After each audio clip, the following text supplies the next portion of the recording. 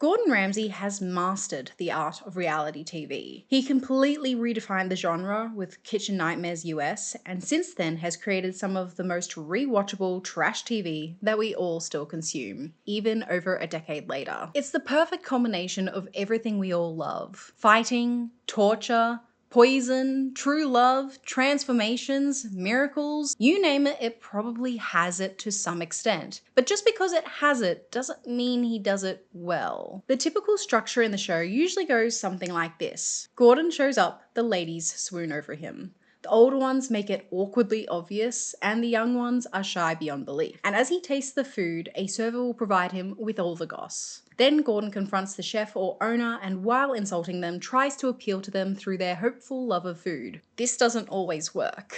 He'll leave and then come back for dinner, where he instead snoops around and finds usually a grotty kitchen and puts his bare hands into rotting expired foods. And as if that's not masochistic enough already, he'll also sometimes give it a sniff. Then comes dinner service, where he watches everyone completely crash and burn. One part because they are just that bad, and the other part being that they aren't actually used to a restaurant being that busy. Dinner service will usually get cut short, where he inevitably gets sick at what he's watching and dramatically kicks everyone out, but not before showing them the food poisoning that they've just likely consumed. I'm surprised he hasn't been sued for that either. And then he's back in the morning to scold them while presenting a new menu and maybe even a renovation.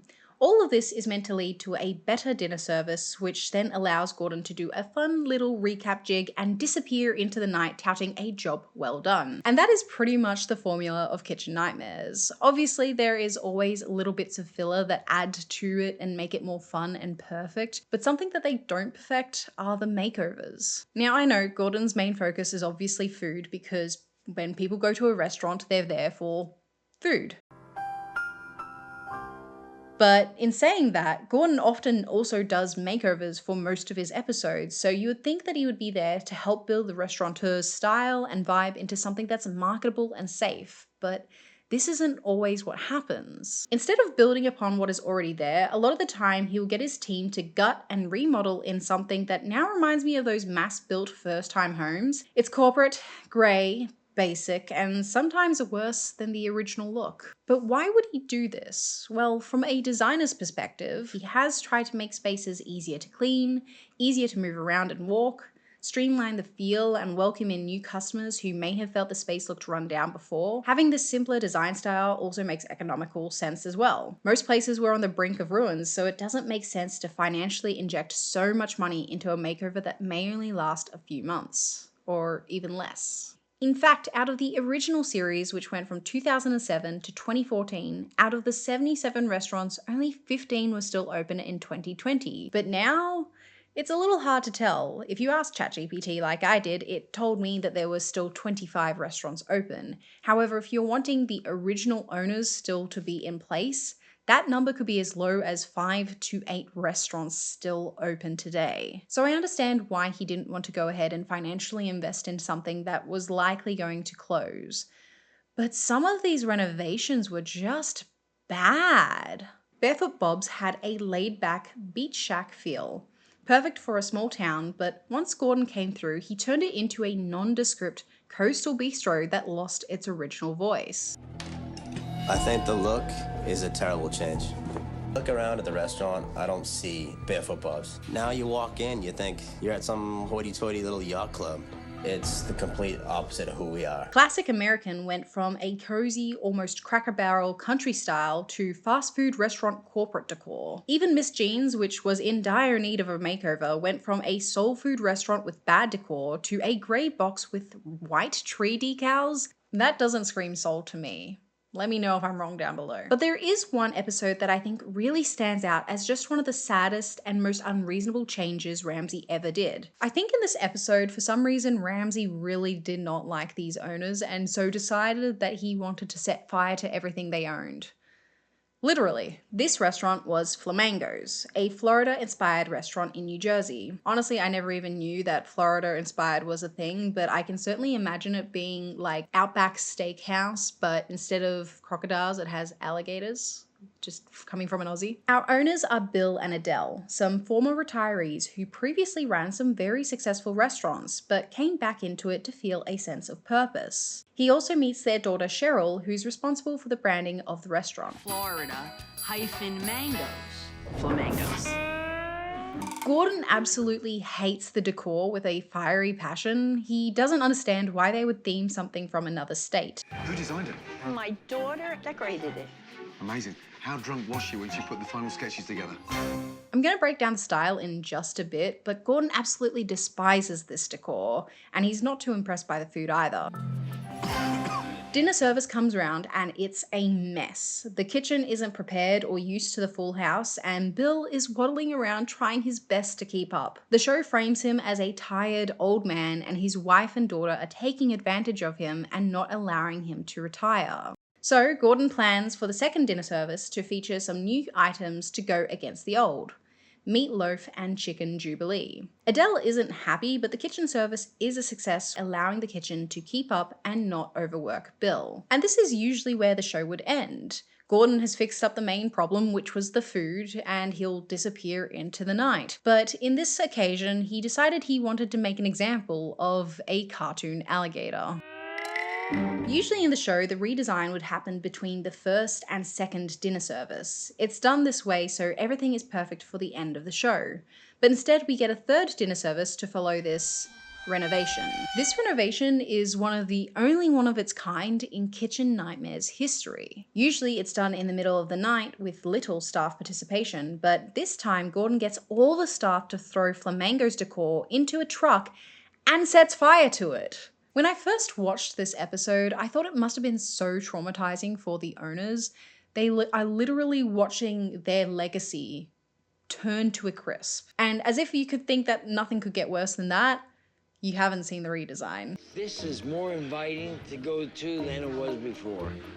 Well, screw down. But first, let's look at the Flamingo's decor. Upon first entry, we do see the tropical decor. The biggest eyesore that I personally see are those curved dividers. They don't really do anything for the space. They kind of squeeze it in a weird way, and it doesn't really define the area for any particular reason at all. The decor is a bit on the nose. The tablecloths aren't great, and you can tell it's very themed. We have stuffed animals, tiki statues, and even a tipsy alligator. But something the restaurant does have is amazing natural materials. We have stone facades, green marble tops, timber flooring, bamboo. These are all great textures to make a space feel welcoming and, if done right, high-end. Adele mentions that this place is meant to be high-end, but the kitschy decor kind of goes against that expectation. With what's here already, including some of the furnishing, you could make this a high-class space with just the removal of the kitschy items. But let's say they wanted to keep the theme, that can still be done. We can just go further with it. Polish it up by changing the tablecloths, maybe adding a serviette holder with animal motifs.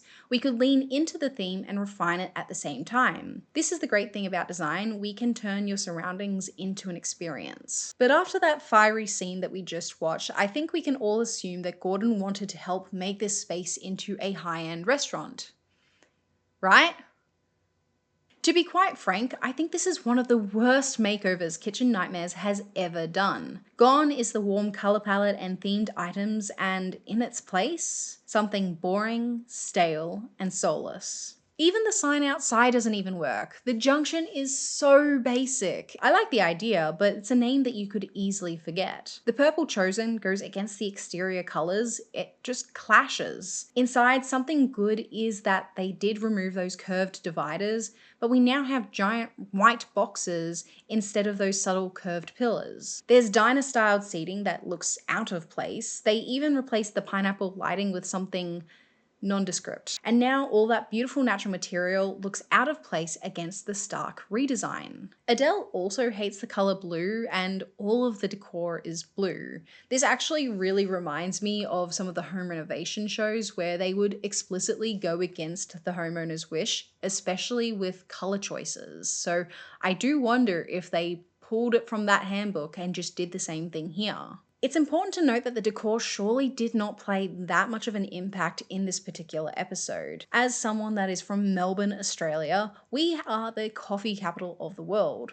We have some of the best cafes, restaurants, everything is really, really high quality. And I can guarantee that. I've done a lot of traveling, and Melbourne, we do it great. So the thing that has to be done, particularly in Melbourne, is to have nice decor as well, because otherwise you fade into the sea of everywhere else. Everything has a really great standard. So unless you have a bright pink looking cafe or florals on the ceiling, everything kind of just fades into one.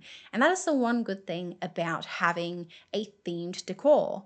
Yes, it can look kitschy or tacky, but you're also providing an experience to the customer other than food. A good example of a chain restaurant that does this is the Rainforest Cafe.